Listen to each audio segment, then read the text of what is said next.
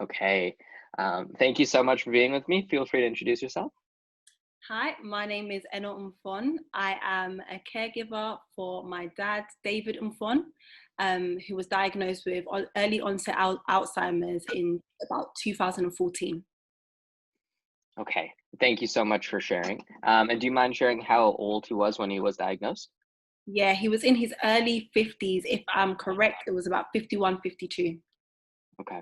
Okay. And now, do you live with your father? Does he live with you? Yes, he lives with me. So in my house, it's got kind of a big house. So it's my dad, my mum, my two cousins, and my brother. Okay. Awesome. Now, in terms of caregiving responsibilities, would you say you're the sole caregiver? Is there a responsibility sharing or task management? Yeah, so my mum is the primary caregiver for my dad. Okay. And then we also have two carers that come in the morning, and we have two carers that come in the afternoon as well. And then for the rest of the evening, we all kind of, take the role on as a family, as a unit. Okay, awesome. Thanks for sharing. And in terms of sort of what happens with those carers in the day and the afternoon, are there specific tasks that they need to accomplish or support your father with?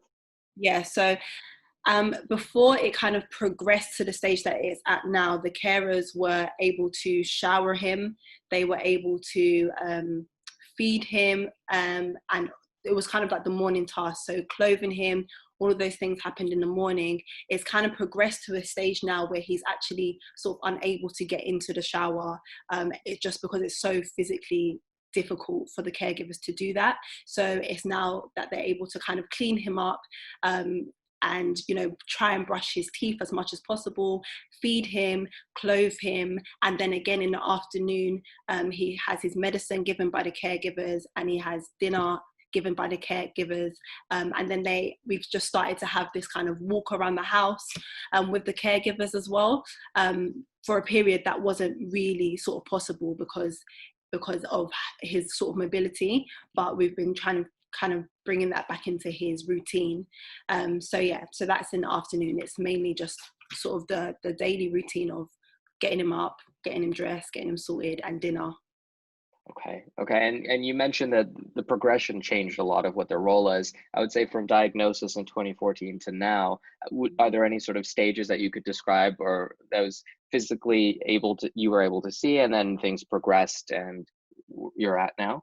Yeah, definitely. I think in the beginning, towards the early couple of years, my dad was actually able to, walk around pretty easily. And then it became a little bit dangerous to the fact that he used to kind of wander outside the house. And then we got assistance, we got a tracker that was put on him, and an alarm on our door. So whenever he would leave the house, we would be alerted. And the caregivers were kind of aware of that. So initially they were able to kind of take him on walks and things like that, as well as he was actually able at that stage to feed himself. He could actually use his knife and fork to a varying degree. It was still a bit of a struggle, but he could feed himself, and he was able to, like stand up if you say get up, and go to the bathroom. He was able to kind of take those instructions, but as it progressed, he could no longer take those instructions. He couldn't understand them, so he has to be lifted up from his chair. Now he has to be physically sort of walked everywhere, and he's not able to really take walks outside as he was before. So it's very, very limited now. His movement is very limited. It's full assistance. We actually, in the beginning stages, he was upstairs, so he had his room upstairs, and he was able to kind of, with a little bit of assistance, just come downstairs and have his shower and things like that. But it got to a stage where it was literally impossible for him to make that move from upstairs to downstairs. It became very difficult, and it was quite a hard process to actually admit that we need to just change the whole kind of structure of the house. So we actually turned our living room into a bedroom for him, and he now has a bed that he facilitates his abilities. So yeah, a lot has kind of changed over the last couple of years. It's really different from how it started. So there's just a lot more assistance now. Okay. And I would say at 2014, when the diagnosis happened, do you want to walk me through that process? Was this something that essentially made sense at the time? Was this something that you think the diagnosis was leaning towards, where the symptoms leading towards this prognosis, or what was it like before then? Yeah, so I'll explain briefly how we got to that point. So my Hmm. dad was actually a psychiatric nurse, Okay. has worked that for a very long part of his life, and he started to make mistakes at his job, and we knew something was off, but we thought it was actually sort of depression. So we kind of just randomly quit his job, and we thought it was that he had just got entered a stage of depression, and he kind of stopped eating, um, and he kind of stopped walking around. He was really just sort of like in the dark room in the living room, and we thought that, oh, is this depression? But actually we didn't know that he was experiencing mistakes and knowing that something was wrong with him, but not being able to communicate with us that, okay, something is really wrong with me. I can feel that I'm making mistakes. Even near car accidents that he had, he knew something was wrong, but he wasn't able to admit that to himself and to us. And so we kind of came up with our own sort of analysis for it, and we were wrong. Unfortunately, it progressed. He started to wear his clothes back to front, and he started to again get a little bit aggressive in the fact that he would demand that he goes outside and goes for these walks, which just became a little bit dangerous. And so we really knew that, okay, something is definitely wrong with him. And when he started to show these physical signs of, you know, dressing back to front and all of these different things, that's when we got the diagnosis that actually he had early onset Alzheimer's. um that's when it made sense to us, but before then, like I said, we just thought it was, you know, this just depression. Hmm. Mhm. Okay. Okay. No, thank you for sharing that. And I think building off of that, once receiving that initial diagnosis, one, there was an answer provided. How did that feel, just receiving that information? Then two, immediately post, what was the sort of reaction in terms of these are the supports that I'm going to be looking for? Were you provided with a community or sort of a step by step on how to take this? How did you and your family manage what would be coming in the future? So when we initially got the diagnosis, I think it was in a way a bit of a relief, just because Hmm. we understood what was happening. But it was very, very, very difficult, because at that stage he still had some awareness, so he would ask the question, what is happening to me? And it was just that kind of the painfulness of him sort of knowing that something's wrong, and we know now what is wrong, and we know how, well, we hear stories of how Alzheimer's can be. At the time, I don't think we all understood it ourselves, but just knowing that this is where it might end up was really, really painful, really, really difficult. Um, and initially, I think we weren't prepared for it, of course. So we didn't know what sort of things we could ask for. We didn't know what sort of support we could get, and for a very long time, we struggled. You know, like I said, we were kind of just go like sort of going with the rope, like we're just kind of Hmm. figuring stuff out by ourselves Hmm. as we could. So things like not knowing that we were able to get certain, like a bed for him and set up a room for him. So it was a very long and difficult period where he was sleeping upstairs, um, and us having to sort of care for him full time by ourselves, bringing him downstairs, showering him all ourselves in the morning before work, before school. We were all kind of just taking turns to try and deal with this ourselves. So we didn't know what support we could get, and we didn't know who we could speak to.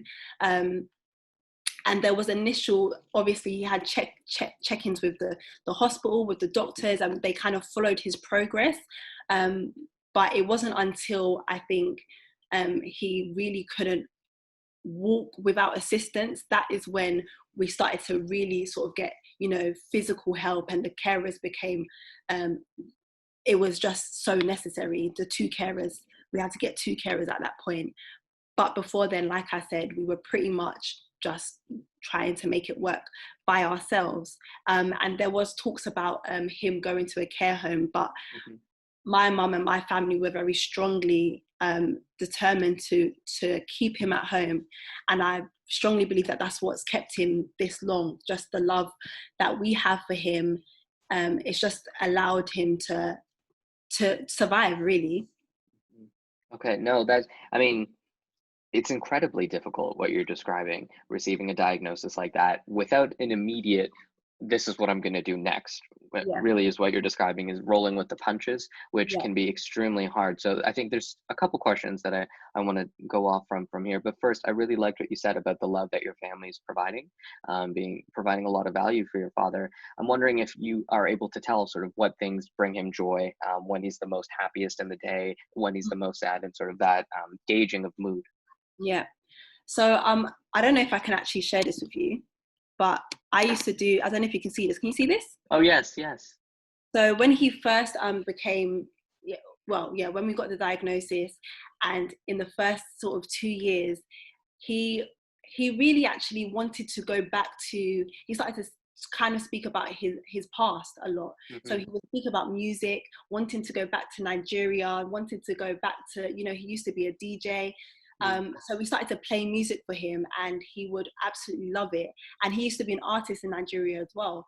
So I decided that, you know what, I'm going to hold his hand, and we would paint together sort of every day as kind of like just something for him to get out of his mind a bit. And at this stage, he really knew what he was kind of doing, and he used to be so proud of himself. He would literally be like, oh my, I'm an artist again. Like, he was able to understand, sort of what we were doing together and the time that we were spending together.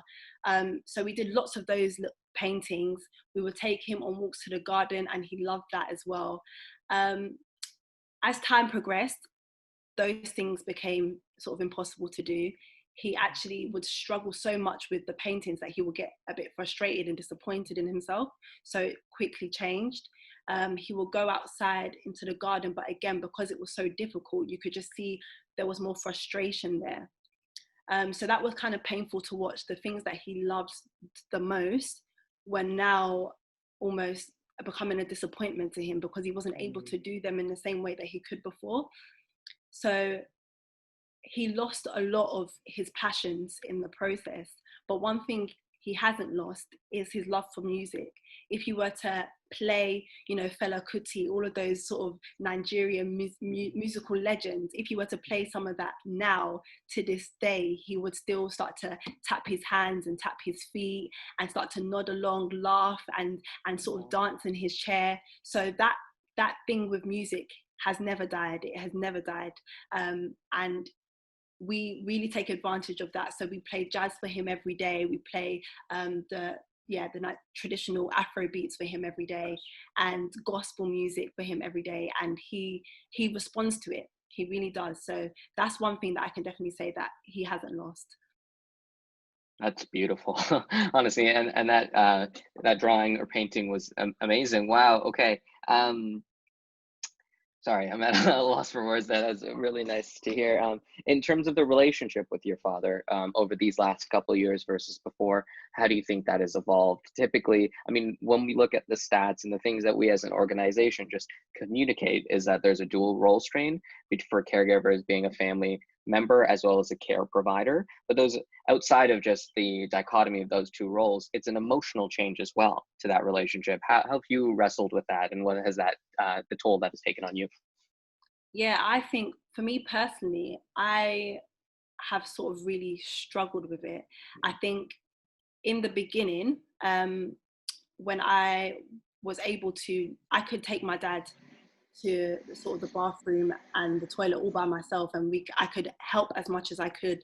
But physically, as the years went on, I just wasn't able to do that, and I would get extremely sort of, I would feel this guilt in myself of not being able to help him in that way. And I think that took a toll on my emotional relationship with him as well. There started to be a lot of guilt that I felt. I got to a point where I would just sort of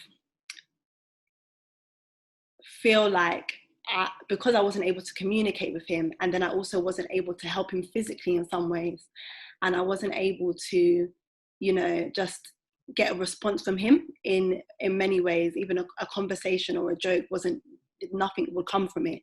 So I just felt a lot of sort of guilt, I think, that my relationship with him just wasn't there. And when you don't receive anything back from a person, it becomes quite difficult to even spend a lot of time with that person.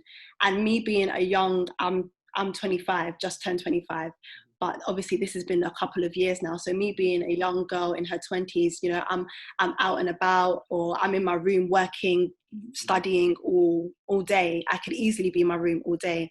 And then the guilt comes of, oh my gosh, I haven't, you know, spent time with him. I haven't been there for him, or I haven't just sat with him, even if it's just in silence. And so I think I have in the past, and even up to now, I'm still sort of hard on myself, and I'm still sort of trying to just navigate that and sort of figure out where some of that comes from, and where some of that guilt comes from, and just trying to sort of see how my relationship with him now can really flourish, even with the sort of the limitations and that are in it. It's such a new relationship. I think I was having a conversation with my friend the other day, and she just said to me, you know, your dad is not the same person. Like, he's not the same person as he was before. So it's a completely new start with him. And so I think I'm just trying to figure out, what is this new relationship? What is it? Do you get, I don't know if you understand what I'm saying, but it's just, yeah, it's about trying to build a new thing and know that, okay, it's not the same as it was before. It can never be the same as it was before, but there is a way of discovering a new relationship with him. So I'm just trying to sort of understand that. I think you bring up a fantastic point, because it's very hard to not hold on to memories you hold of an individual. But as that individual begins to change directly in front of your eyes, it's sort of wrestling with, this is the old that I love, this new is uncertain, and I don't know how to provide care or be the best person in this situation. So you're wrestling with that, as well as doing the most you can to support. And you're very clearly demonstrating the burden that can place on an individual. I'm wondering if there's been opportunities for you to sort of de-stress, or what is your way to provide some joy back into the situation for yourself? Yeah, so I think one of the main things for me is the fact that I'm doing this with my family in a sort of crazy way that I guess maybe only caregivers will understand. There is a lot of humor in just the experience as well, of the struggling, of the making the mistakes, of the just, you know, the days where just everything goes wrong. When you have that sort of community, even if it's just your family, and you understand each other, and you know exactly what the other person is going through in that situation, it brings some humor to it. It brings some, do you know what, we messed up, but we got this kind of thing, and we go again tomorrow. So there's that kind of attitude in my home. And it's just, I think without it, if I didn't have that, if I wasn't able to, you know, look at my brother and look at my cousin, look at my mum and be like, yeah, I know exactly what you're going through, and because we're in it together, I just don't know how I personally would have sort of survived this experience. And then secondly, one thing that I have found very recently, I hadn't really spoken about my dad much outside of these four walls, outside of my family. But recently I've decided to sort of go a bit public with it, and I've used my social media account as a way to sort of express myself and express sort of the things that I'm learning, and some of the things that I think that my dad is teaching me through this process. So I've started a sort of online journal called Daddy, Alzheimer's and Me, where I'm just kind of talking about my experience and how my faith is even helping me to sort of navigate this whole experience. And even in that, it's again brought me and my family closer together, because now we're all sort of looking through old memories and old photos, and just sort of laughing about it, and just creating this journey, these stories together. And I think that's helped me a lot.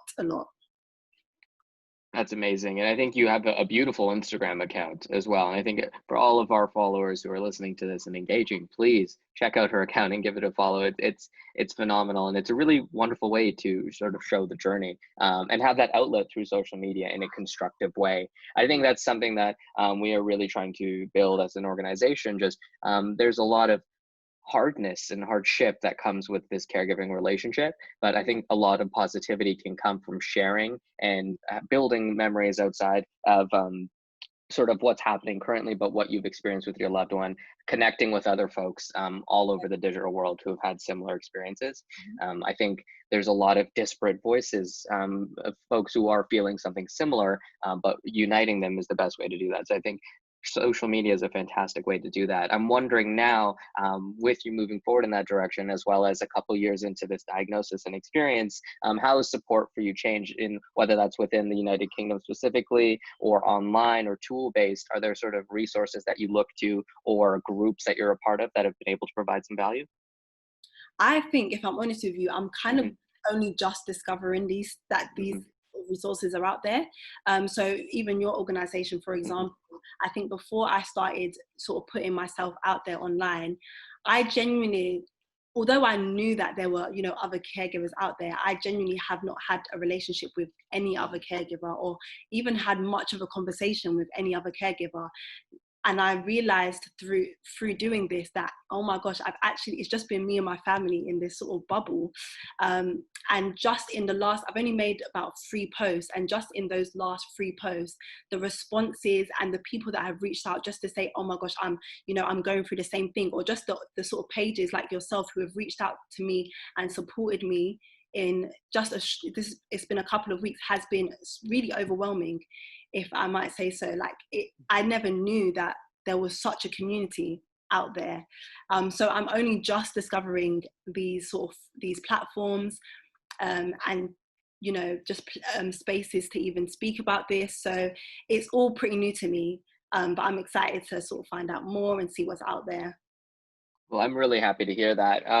I think we'll do a little bit of a transition just into sort of the what could support you the most. So we are a tech company. We're hoping to make a difference in the health space through caregiving and assisting families experiencing dementia. But outside of what it is that we currently have planned, something that I like to ask is, if you had unlimited resources for technology and anything of the sort, what would you want to build in terms of what tools do you think would support you? What would make your life and your father's lives better? Wow, that's such a good question. I think one of the hardest things is sort of managing the time. So, for example, in my house, I think one of the things that we struggle with the most is that we have to do most of our sort of physical labor with my dad when we're all our most tired. So it happens just before bed. Obviously, we are the ones that sort of put my dad to bed. We take him to the toilet, we get him cleaned up and changed. And it's usually two of us. So it's either me and my cousin, who is about like early 20s, or me and my brother, or me and my mum. And it's a very physical task. It's very exhausting. And sometimes it's straight after work, we come home, and we have to do it. So I think if there is some sort of app that either sort of monitors our daily scheduling, that makes, because what we will also try and do is make sure that my dad has at least 10 minutes to walk in the evening as well, just before bed.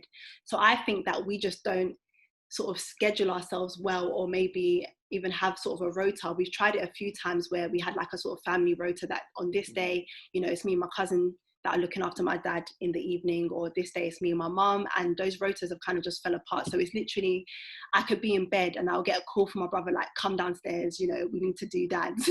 And I'm just like, okay, I was just in a dream. But I have to do it. So perhaps if there was some sort of app where their families are able to have this sort of organized sort of routine, whether that's doing times and schedules, or a rota of some sort, I know that would definitely help my family. Amazing. Okay. Thank you so much for that information. That's super helpful as we continue to design our application, as well as for anyone else who's listening to this. I think that caregiver support is something that has traditionally fallen to the wayside when it comes to first focusing on the individual who's been diagnosed with a disability, a disease, or disorder, and being able to provide as much medical and emotional support as possible. But the folks who are also providing that care, it's incredibly taxing. Yeah. And I think what we initially started to name this series is Everyday Caregivers, but I think what we've added to this is Everyday Caregiving Heroes as the title. And I think that perfectly encapsulates what it is that you are. I think you and your family are doing a phenomenal job in an extremely difficult situation. So I appreciate you taking the time and continuing to do this. Thank you so much. Thank you Of so much. course. Okay, so we're gonna stop this right here.